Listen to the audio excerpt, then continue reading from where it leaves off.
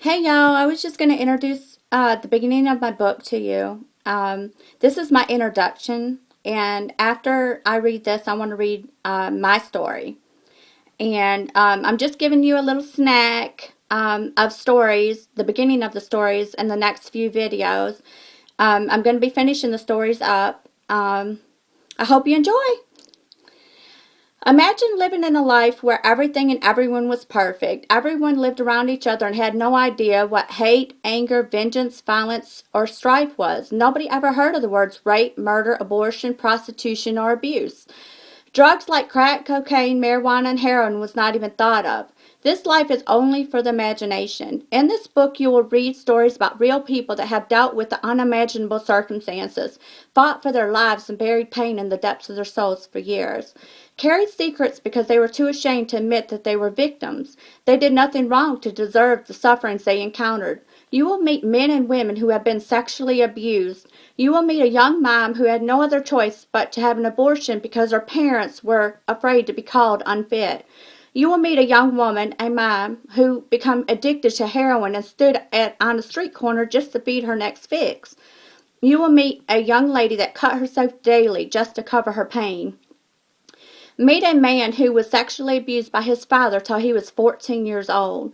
These are just a few stories of people like you and I.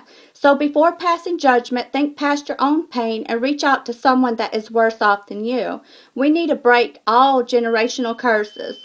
Change the way we think from negative to positive. Love those that don't deserve to be loved. Imagine yourself in a place of these people, then imagine someone reaching out to help you. Now I want to read you my story from when I was younger.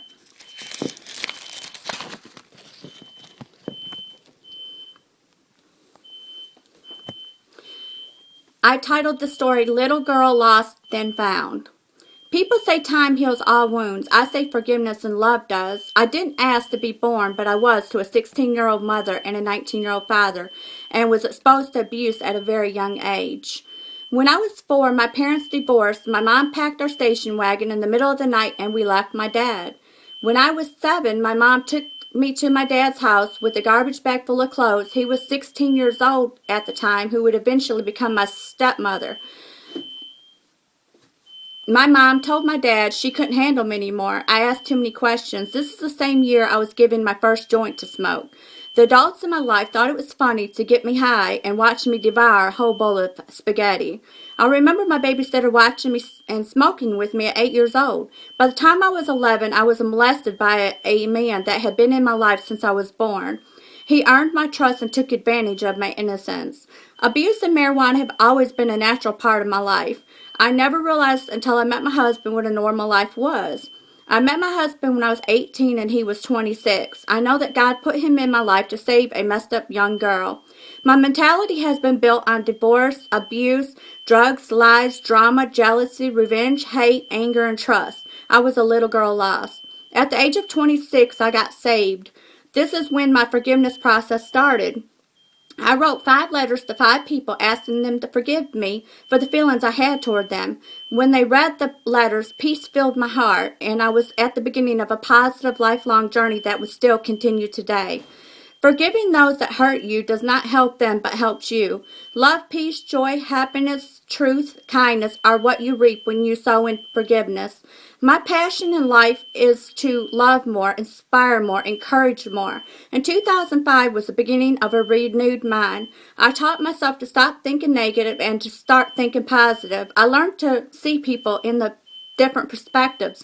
People need love, and if I have it to give, I'm sharing my love. Today I have a wonderful husband, Paul, of 22 years, an awesome son, Joshua, and a beautiful daughter, Allison. My relationship with my parents, Carl and Susan, is incredible. I love my sisters and my brothers, Kimberly, Amanda, Angela, Sarah, and Jessica, and my 2 brothers, Joseph and Matthew, with my whole heart. I was blessed with the most beautiful, wonderful in-laws I could ever imagine, Billy Kahn and Pauline Terry. They have been a blessing in my life these last 25 years. I also have 3 great sister-in-laws and 5 great brother-in-laws and a bunch of nieces and nephews, and my life is pretty amazing. Hope you enjoyed.